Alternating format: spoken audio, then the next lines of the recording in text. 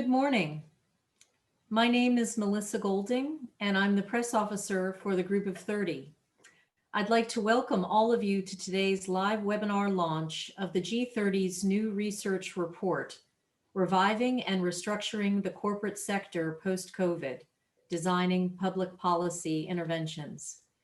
We will begin the webinar with opening remarks from the leaders of the Group of 30 Working Group on Corporate Sector Revitalization, co-chairs Dr. Mario Draghi and Dr. Raghuram Rajan. They will be followed by the project directors, Douglas Elliott and Victoria Ivashina. Please note that everyone will be speaking today on behalf of the Group of 30's Working Group on Corporate Sector Revitalization. They are here to discuss the results of the G30 study and to answer questions about the report.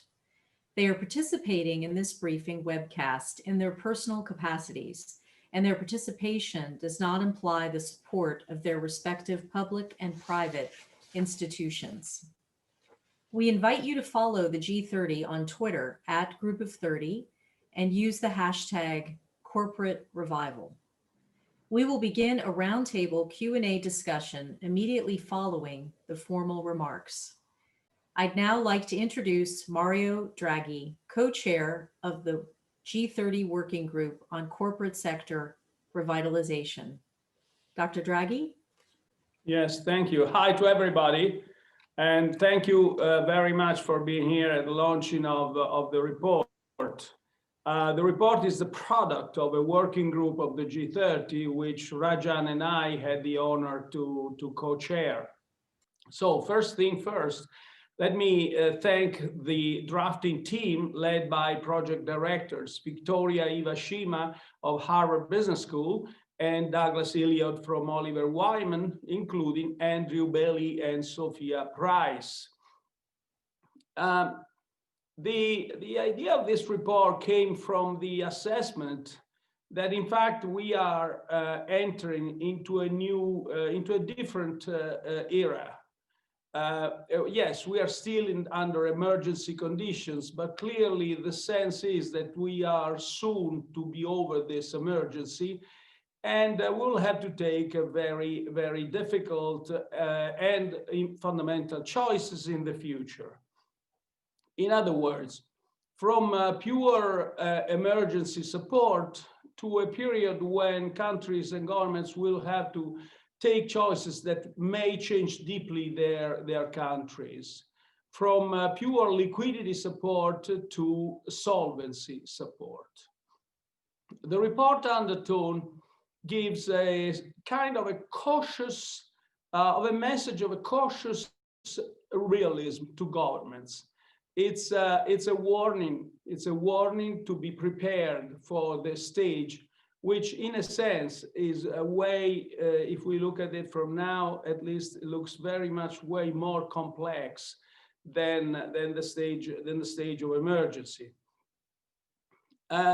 During the stage of emergency, about $12 trillion had been spent for support of households, SMEs, and large corporates.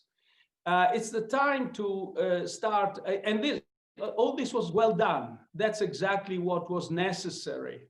It could have been done better in some cases, but basically, by and large, the direction was the right one. Now it's the time to assess or start in an assessment, which I don't expect to be short or quick, of what's been done.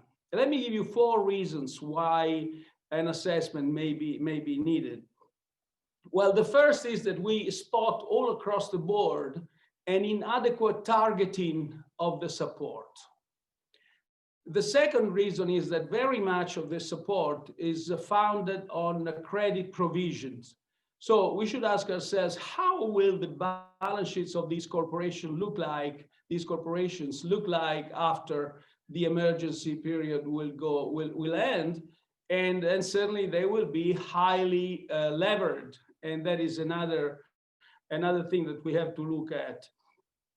And the decision-making framework by governments is by and large still undetermined to cope with this next stage.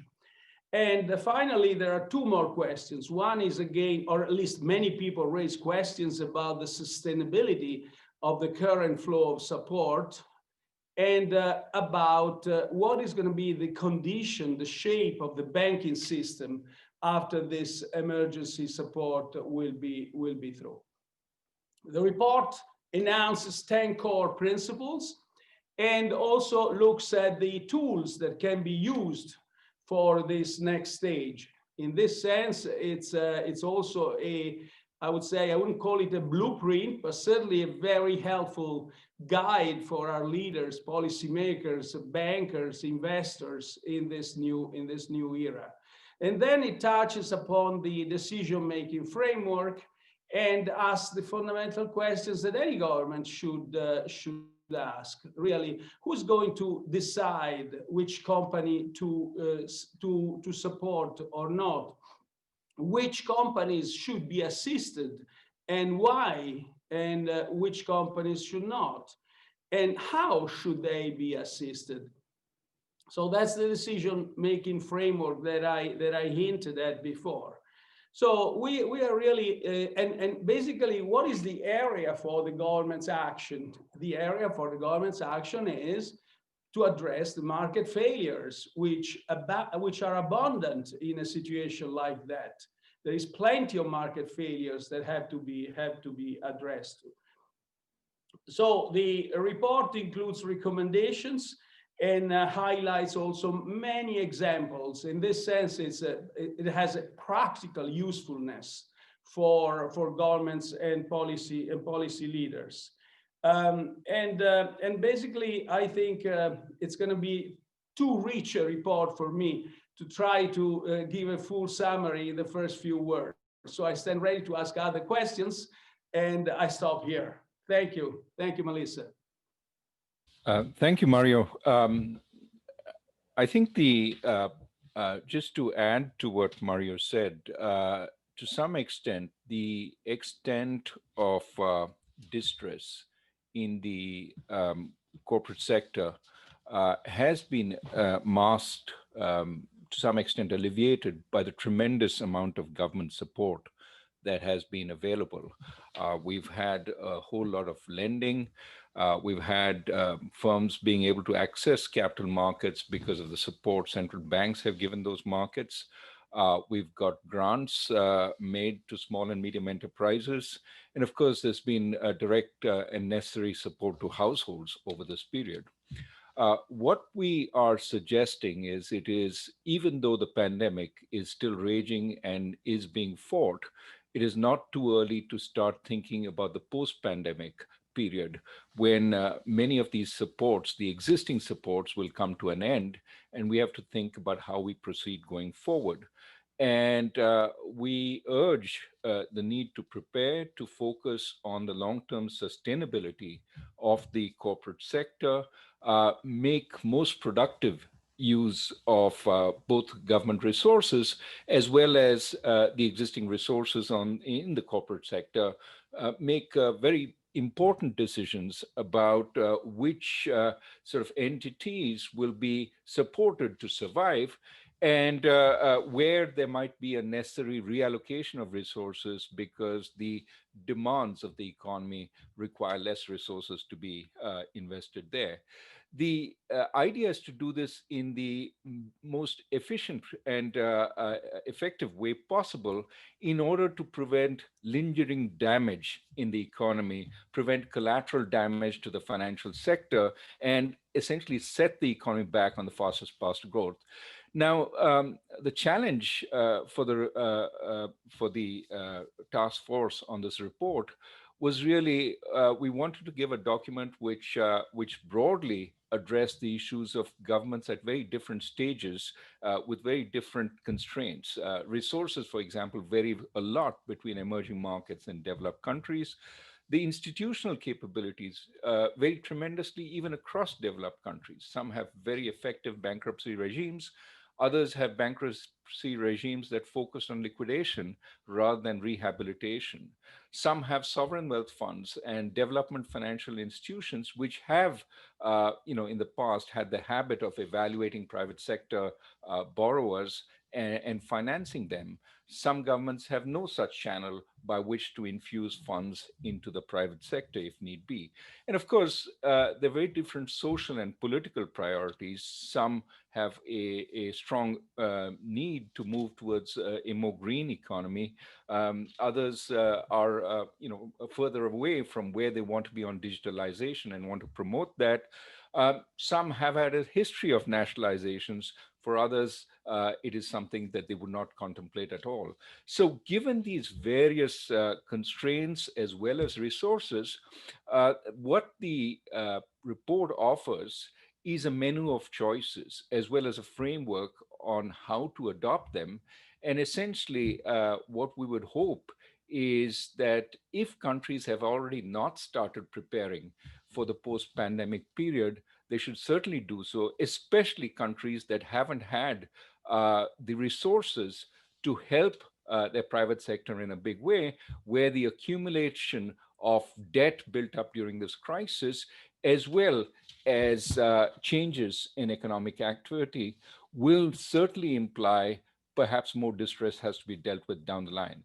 Surely the best way to put the economy back on a sustainable path is to deal with that distress early and effectively, and that will generate the growth that we all need. So this is sort of an urge to both examination and action, as well as saying, yes, we all hope that the distress will be limited because of the existing support, but let's not be too complacent because the existing support may mask the actual amount of distress that's building up. And we will know the true contours of that distress when the support ends, and that is some time to come.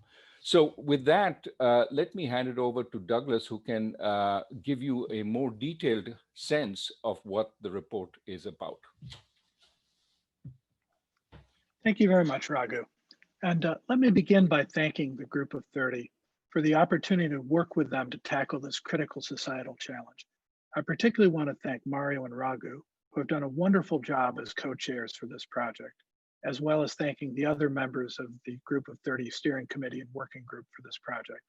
And of course, it has been a pleasure working with my co-director, Victoria Ivashina, and my Oliver Wyman colleagues, Andrew Bailey and Sophia Price. They've all done superb work.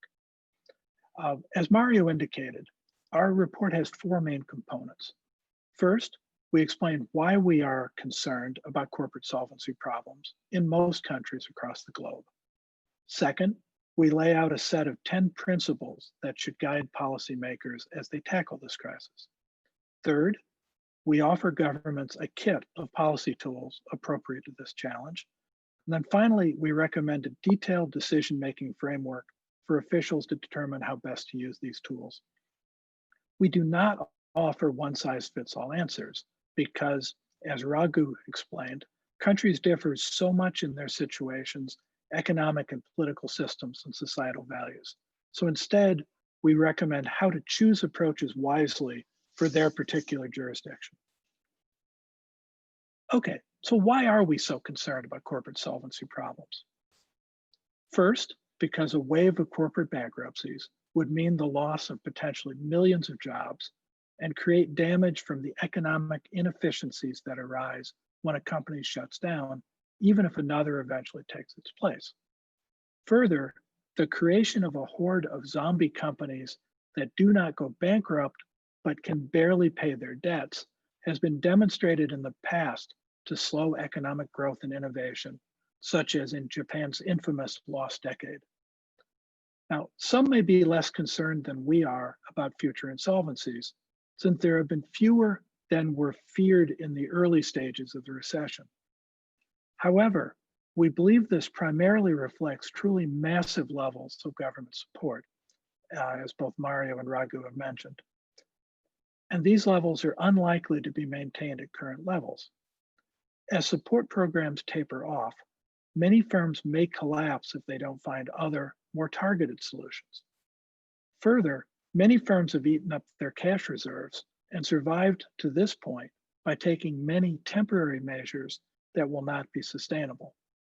All of this, of course, will be even worse if the pandemic does more damage than is expected before it fades away. These solvency problems are likely to be particularly severe for small and medium-sized firms, which are being hit harder than large companies by this crisis, and they have fewer financing options available. As Mario noted, we recommend 10 overarching principles for policy responses to this challenge, principles that guided our thinking as we wrote the report. I'll highlight 4 of these. First, we must shift the focus, as Mario pointed out, from liquidity challenge to the solvency challenge. In their initial responses to the pandemic, governments ensured that most companies had ready access to large amounts of new loans to tide them over the immediate problems. This was necessary and appropriate when the pandemic was shutting down the economy. But in the long run, you don't make a company with financial problems more robust by piling on additional debt. We need to encourage new investments into these companies or the conversion of some of the existing debt into equity. Second, government responses to the corporate problems must be targeted. There are limited resources, so these must be offered to companies that are viable in the long term and who need assistance that the markets would not provide on their own. Firms that will ultimately fail or be zombies for many years should not be aided, although their employees should be helped. At the other end of the spectrum, strong firms, or those that can sell shares in the market, do not need assistance. A third principle, assistance should be targeted with an eye to the economy of the future, not what we had before the pandemic. It would be wasteful to futilely attempt to stop some of the changes that were accelerated or initiated by the pandemic. In some cases, this will mean letting firms disappear when their business models will not work in the future. Fourth, governments should use the private sector as much as possible to tackle this challenge. Private sector investors can take on much of the burden with appropriate guidance and some government incentives. Further, the private sector has the necessary expertise to distinguish viable companies from ones that are likely to fail, and there are fewer political constraints on them as they allocate investments than is true for government bodies. So that's a preview of the 10 principles. In terms of the policy toolkit, we propose that officials draw from 4 buckets of policy tools specifically aimed at the corporate solvency problems. Victoria will go into more detail on these. The first bucket involves encouraging new investment in firms through purchases of common stock, or in most cases, various forms of quasi-equity, such as preferred shares, loans with warrants or profit participation rights, or even government grants in exchange for higher future tax rates on profits earned by companies that have been assisted in this way. In all cases, the point is to increase a firm's financial resources without adding debt. There are multiple ways governments could bring in private investors and incentivize them to put up most or all of the funds, such as by offering tax incentives or periodic cash payments. The second bucket of tools focuses on converting existing debt into equity at troubled firms. Now, bankruptcy processes can do this, but in most countries, they are badly designed for this particular purpose. For one thing, many nations assume that a company entering bankruptcy is a bad business and should be liquidated. Chapter 11 of the US Bankruptcy Code has the right spirit for this crisis, as it assumes that a bankrupt company is usually a sound business with an unsound balance sheet. However, even a bankruptcy law with the right attitude can be excessively expensive and time-consuming. Therefore, we recommend supplementing existing law with mechanisms to encourage fast, voluntary debt for equity swaps prior to bankruptcy. The third bucket of policy tools deals with the problems that arise when firms do become insolvent and saddle banks with bad debt on their balance sheets. We discuss a variety of measures to reduce the cost for society and ensure that banks can continue to provide the necessary credit to fuel the recovery. These include the possibility of creating specialized asset management companies to handle bad debt, such as has been done in the past and Europe is examining now. In the final bucket, we discuss government reinsurance of pandemic business interruption insurance. Companies can already purchase insurance against being forced to curtail their operations for a period of time.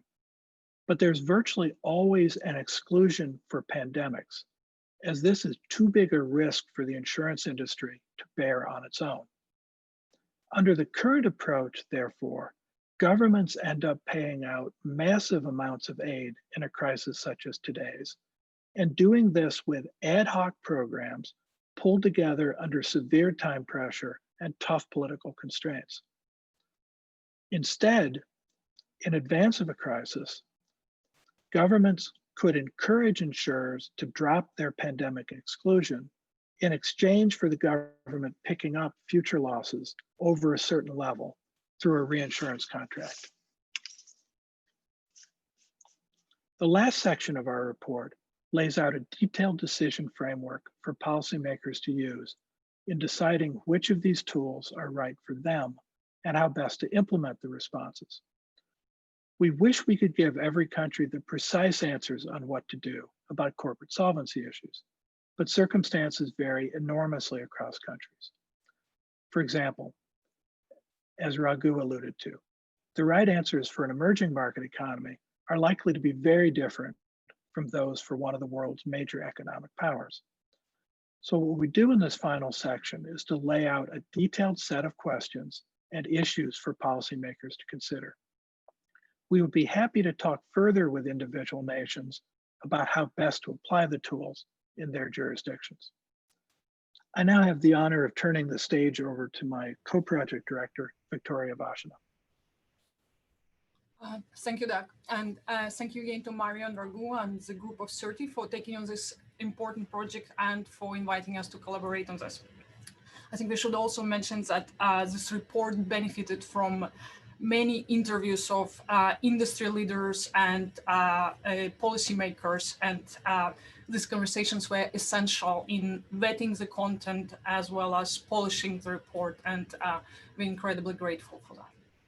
So Doug did a fantastic overview, and what I wanted to do is emphasize the fact that the report brings some novel tools to the forefront.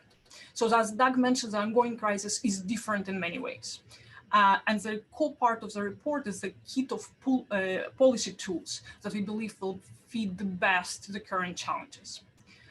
Because the challenges are novel, we think that it's necessary to think outside of the traditional policy kit. And this is exactly what we advocate in this report. To make it a little bit more concrete, I wanted to expand on two of the buckets that Doug alluded to. So the first is that the report advocates for infusion of equity or equity-like investment. Now, this is particularly important for firms facing liquidity problems or solvency problems. Now, the first wave of policy response to the pandemic crisis has primarily relied on debt. And there are many advantages to this approach. As Mario started in his remark, the initial response was the correct response. It was the emergency response. But the problem is that this approach, if continues to be deployed over a longer period of time, it adds debt burden to the system, and this makes corporate sector more fragile, aggravating the problem with which you started. This is especially important because many countries enter this crisis with already elevated corporate leverage, and we provide some figures in our report. In this context, use of equity and equity-like instruments, again, to give you an example, we're thinking preferred equity, or we're thinking convertible debt, and there are other structures that are possible, reduces the risk of viable companies failing on its financial obligations and as a result, disintegrating in the context of financial distress. Our call for use of equity and equity-like financing also shift of the past decade, actually since 2008, and that is the worldwide acceleration and growth of private patient capital.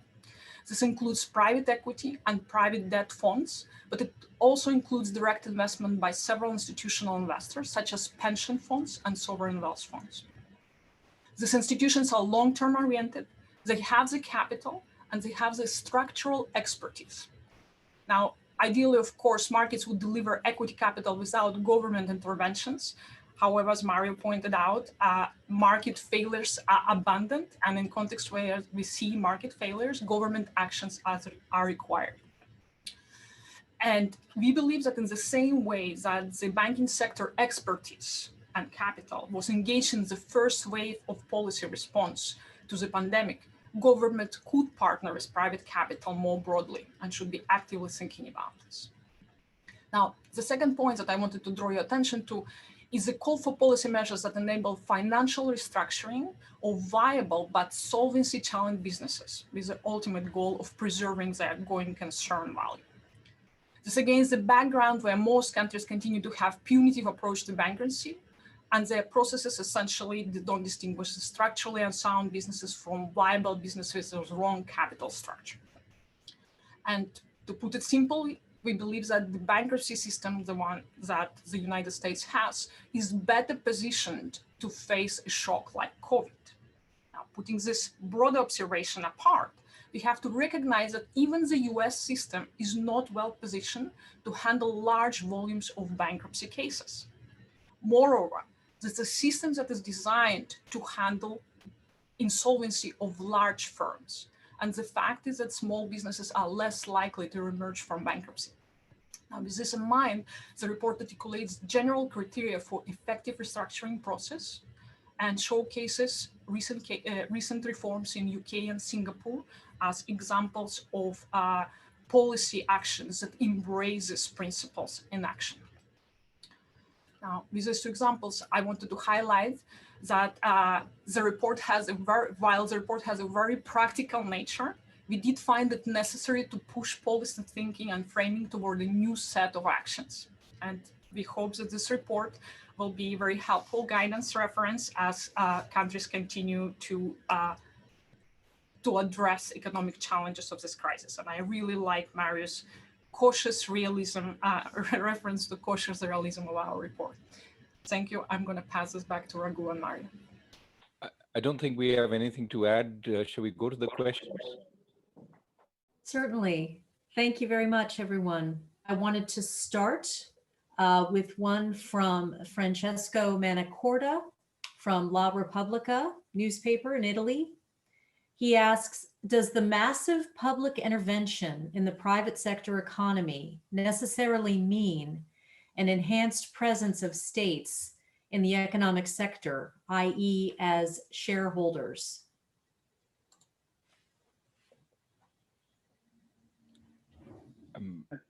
Douglas, you want to take this? Sure, just very simply. No, it doesn't have to mean that. As we've laid out in the report, there are many ways available for the private sector to be pulled in with government incentives, government guidance as to what direction to take with some of these things that go along with the incentives. I mean, I think as a practical matter, you will see a higher level of government involvement in the economy in general and through more shareholdings. But we would hope that the bulk of the response is channeled through the private sector. Can I add something to this? The report, it is a very important question, and the report takes very seriously the governance of the process of investment. I think that the concern here is not only about the government holding an equity stake in companies, but it's also the governance that comes with it. And this is where we elaborate on the fact that this extra layer where private sector acts as a partner for injection of potential of equity or quasi-equity, it becomes a very important structure, because ultimately it's it's not a problem that the government holds equity in a company. The problem is that the government uses it to influence the companies and departs from economic principles.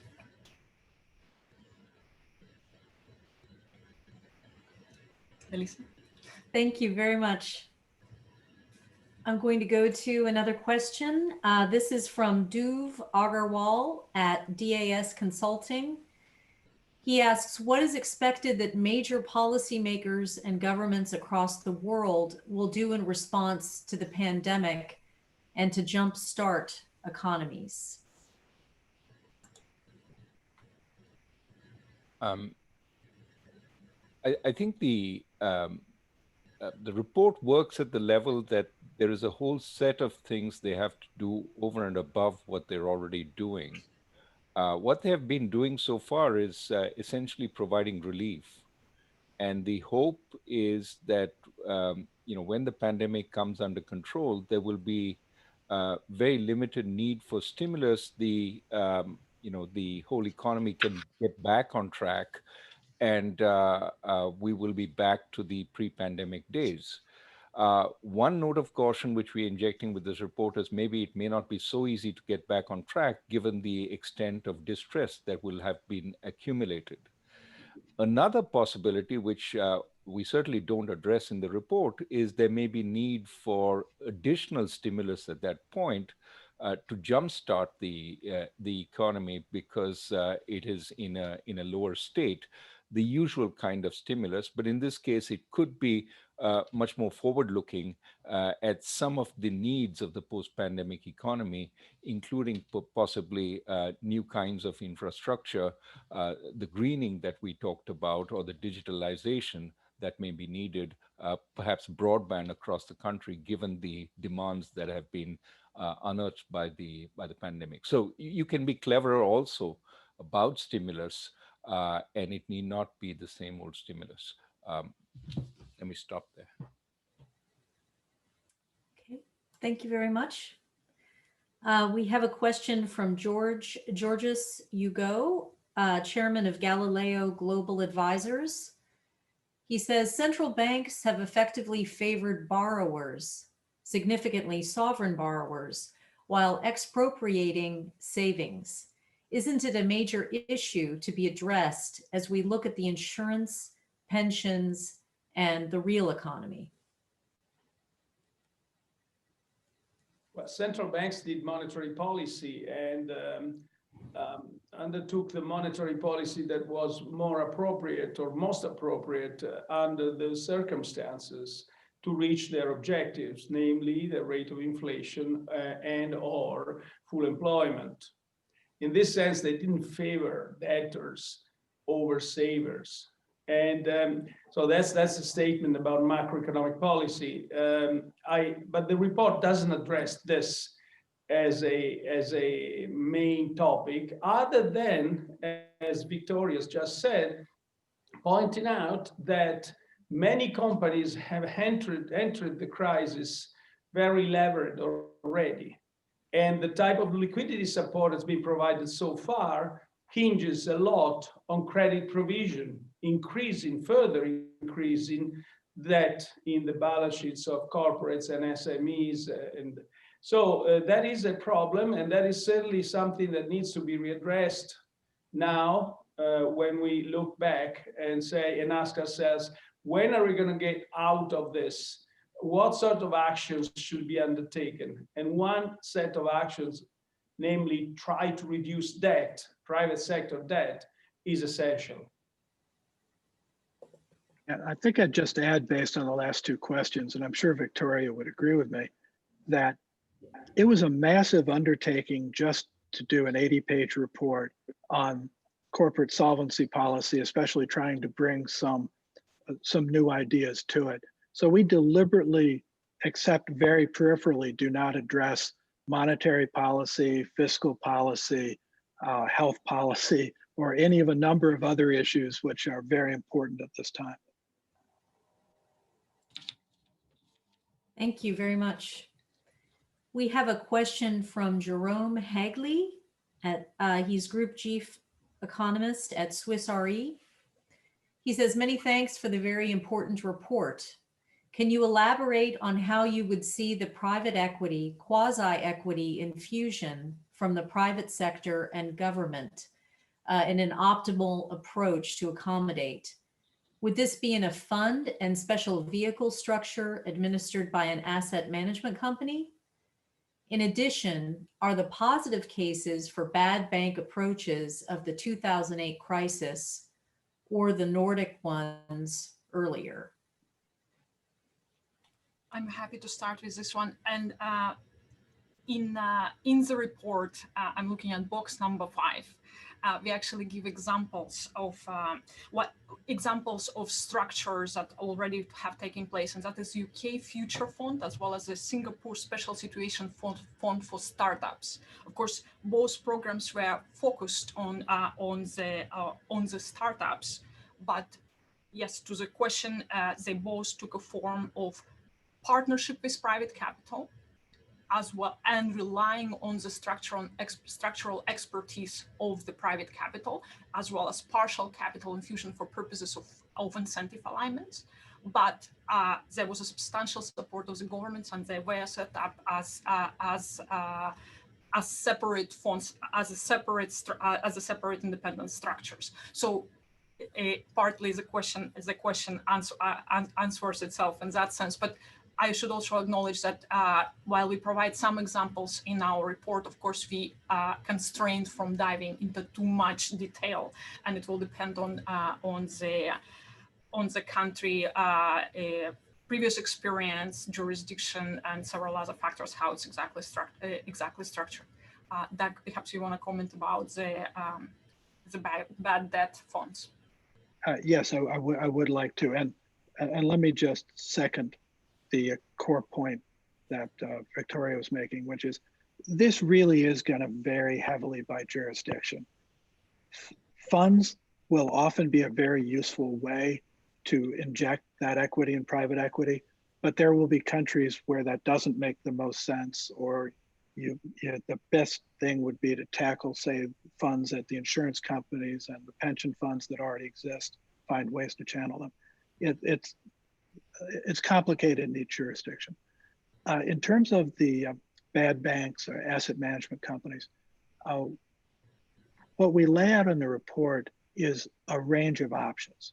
Basically, if the bad debt problem at banks is big enough, then it's very likely that there's a divergence between the societal interest in how these are handled and the interest of an individual bank. In some countries, there would be incentives for them to dump the bad debt too fast. In others, there'd be incentive to minimize the problem on their balance sheets and pretend it's not there, and therefore hold these too long. There are also operational synergies in bringing this together into, say, an asset management company or a bad bank. So we do see a lot of advantages, but the potential way it's done, again, depends on the situation in each jurisdiction. Thank you very much. Our next question is from Luigi Zingales at the University of Chicago Booth School of Business. He says, in most countries, minority shareholders are expropriated by insiders. What can be done to prevent that public programs become a massive redistribution of resources from the public sector to a small elite of insiders? I can try to take a stab. This is, first of all, it's a super important point, but I think that it's also rooted in historical observation and acknowledging less the fact that the private sector, private capital, private debt, private equity, as well as, of course, institutional investors such as sovereign wealth funds or pension funds have become much more standardized and much more transparent in their investments, as well as they're facing tremendous scrutiny from public and from the governments in terms of their not misbehaving, not expropriating, not looting. And so while I hearing Luigi's point, I also think that this is the right point in time where we are dealing with an industry that is mature, that is transparent, that is visible, and this is a call in the report for partnering with that industry as opposed to just this obscure kind of not standardized private investments. Let me add to Go this because I think the point Luigi raises of transparency is extremely important whenever we have government intervention. Clearly, as best as is possible in difficult circumstances, it has to be transparent, following some clear metrics. Anything that's hard to explain ex post is going to be liable to be held up as evidence of government excess and undercut the entire problem of support. And therefore, certainly, even while working with private partners, there has to be clarity on specific roles of each and what prices transactions take place. Furthermore, I think one of the key difficulties in this situation will be to ensure that priority is respected, that you don't bail out entities that took risks and have to absorb that risk more than you can, and that there has to be some clear lines followed across various corporations. So, for example, whether debt has to be restructured first before equity infusions take place so that there isn't a free gift to the existing sort of debt holders at the expense of government. So the more thinking that goes into this, the more transparency there is in rolling it out, the more sustainable the program will be. A less well thought out program could result in certain sort of actions that then essentially cause the program to shut down because it attracts a whole lot of political ire. Thank you very much. The next question is from Pikeson Delara, who is CEO of Polaris Investments, LLC. They ask, what are your financing recommendations for the governments, specifically for small and medium-sized companies?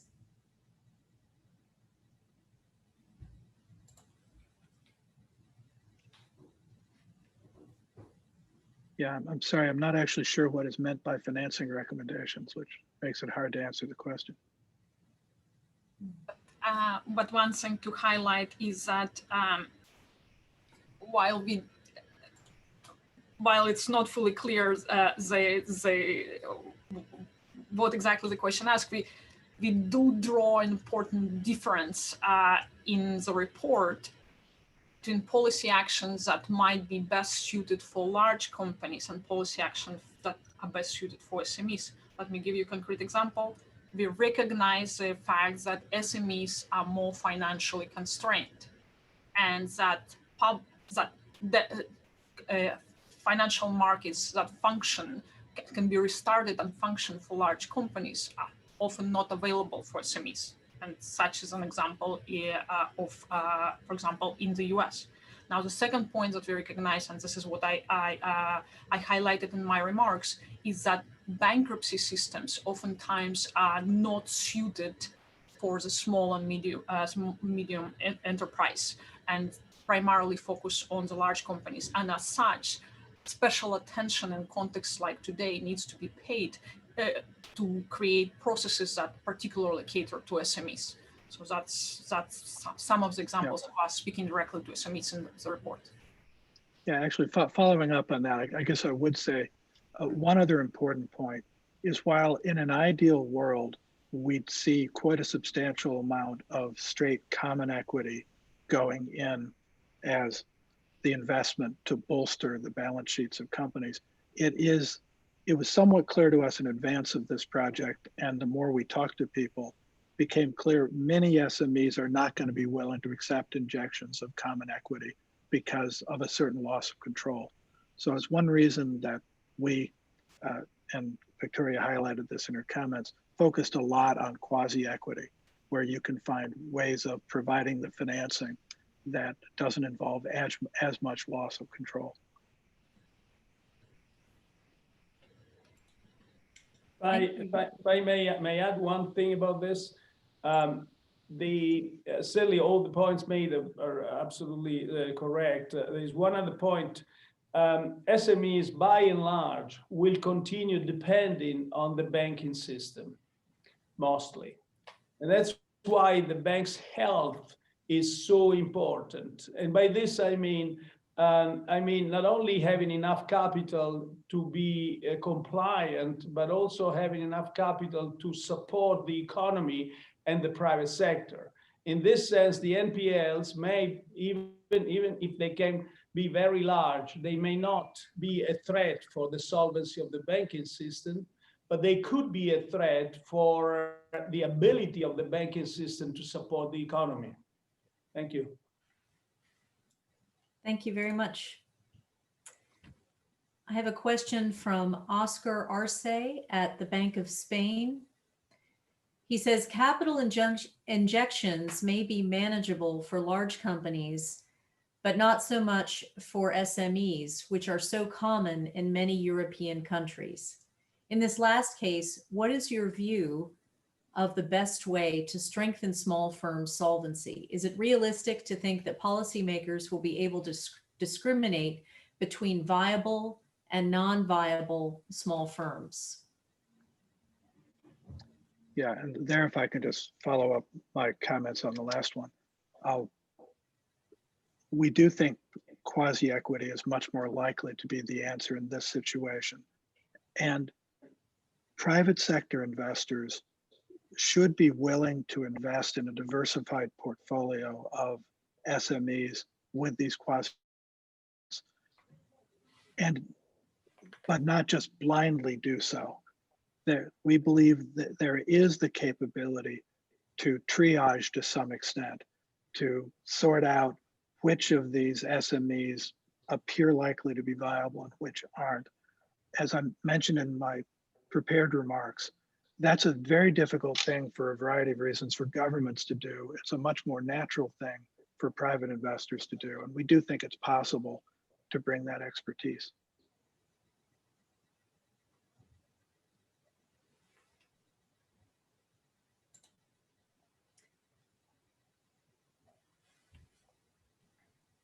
Melissa, just adding to that last piece and sort of tying Mr. Draghi's remarks with Mr. Elliott's remarks, I mean, some of it can need a new instrument, the preferred, the quasi-equity of different kinds. But if you can make restructuring also relatively easy and not hugely costly for the small and medium enterprises, some kind of prepackaged deal, and Congress in the U.S. passed one in before the pandemic, and that has been also altered by the CARES Act. Maybe if those can be made cheap enough, another way for the SMEs would be to restructure their debts relatively quickly, and then rely on new lending, given that restructured balance sheet, to take them forward. And this is where Mr. Draghi's remarks on the banks being able to lend at that point is extremely important, because many firms will need new funding as they come out with working capital finance, maybe for investment. And so, both parts sort of fit together, the restructuring, but also new lending once the restructuring has taken place, so that these firms can climb out. Of course, this requires everything to work really well, which is why preparation is important. Thank you. I have a question from Luca Sifoni, who's a journalist. He's asking, could you elaborate about differences in industrial sectors in the post-pandemic age? Do you have an analysis about which one is poised to recover better post-COVID?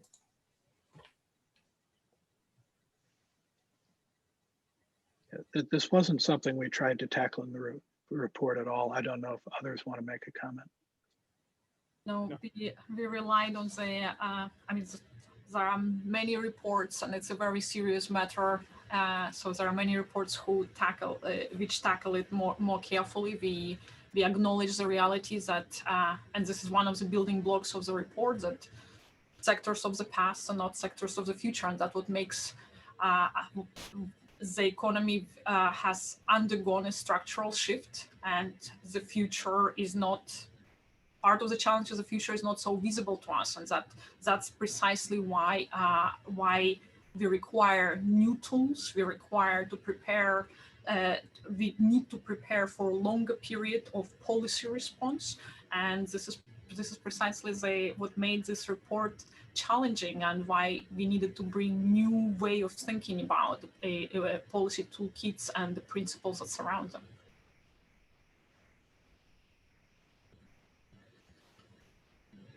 Thank you. Thank you. I have a question from Brian Colton, who's chief economist at Fitch Ratings. He says, to a large extent, the shock to the private sector came from government shutting down activity to protect health and from voluntary social distancing. If the vaccines enable full reopening, will there not be a sharp improvement in private sector income that will allow governments to withdraw support with relatively minor consequences for GDP? Almost surely, yes. There is a lot of pent-up savings in some industrial countries. There will be, a desire to spend, and that will offer a boost for sure. And maybe even to the most distressed areas, we really don't know how the consumer has changed her behavior. She may not frequent restaurants to the same extent she did in the past, but it is possible to imagine there is pent-up demand whereby we see, people sick of home cooking actually going out and splurging on restaurants for a few months. And so that could be very important in the recovery. But there are two concerns that remain. One, this is all very good for the ones that have survived, but there will be entities that haven't survived, that are sitting on resources that need to be reallocated at that point. And so that's one important concern.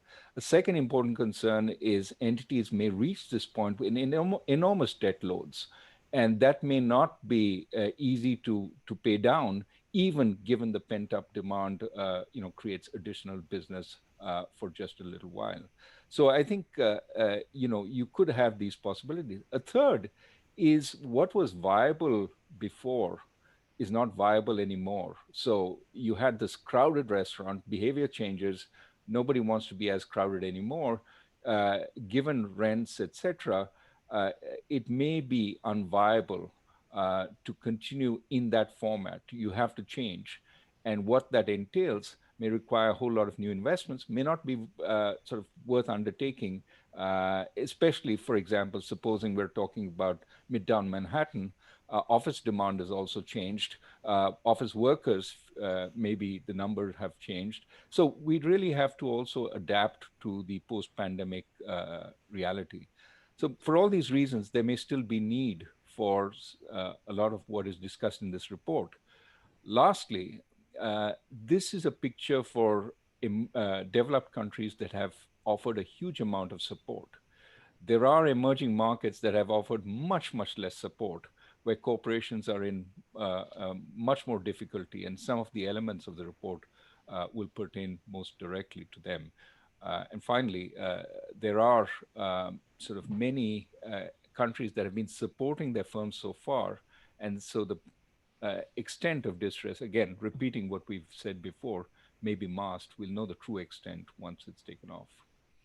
Yeah, and I would just add, much as I would like the pandemic to end in a month or two now that we have vaccines, it's actually quite a number of months away before we fully pull out of this. And in many countries in the Northern Hemisphere, you're going into a period of quite severe distress for many of these corporations as level of activity get cut down. Like Germany is doing close to a complete lockdown from December 20th to January 10th. that's going to be a very severe shock for firms which have had difficulty making it to that point. Thank you very much. I have another question that was submitted in advance. Can you describe how pandemic insurance would work? Do you see interest in that concept within the industry? Why don't I take that one, since I'd say of the group of us involved, I've been the most enthusiastic for this. This is probably the one where we've had the most division of opinion within our group and in the interviews. I happen to quite strongly favor it because, again, my framework is without this, you end up with massive government aid programs where the money is given for free and is pulled together in this ad hoc manner that I've described.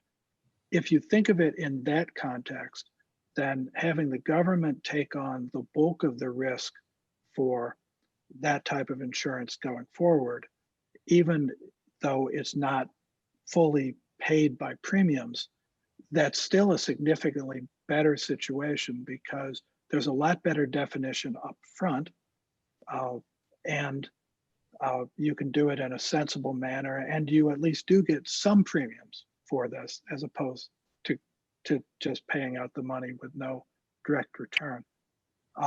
There is quite a lot of interest in the industry. The bigger question will be whether government officials view this as the appropriate policy or not.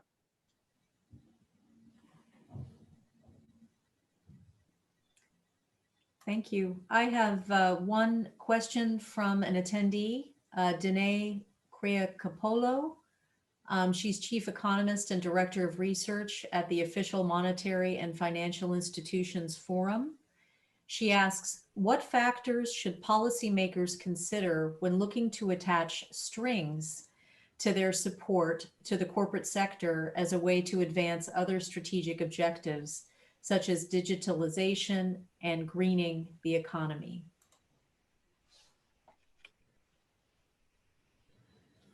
Can I say one word about this? I think I'll start, then I would give the floor to Victoria and Doug. The report as such doesn't discuss the notion of extending support in other sectors. In this sense, the view of the support towards greening and digitalization and possibly other sectors as well, it would be important from the report's view to the extent that this is synergic with the recovery and with the benefit that these measures would give to the economy, but doesn't address explicitly whether there should be strings to lead the economy in one direction or in another. Just says that they could be very important sectors insofar as they help the overall recovery of the economy. This is the perspective that's been taken. But please, Doug, correct me.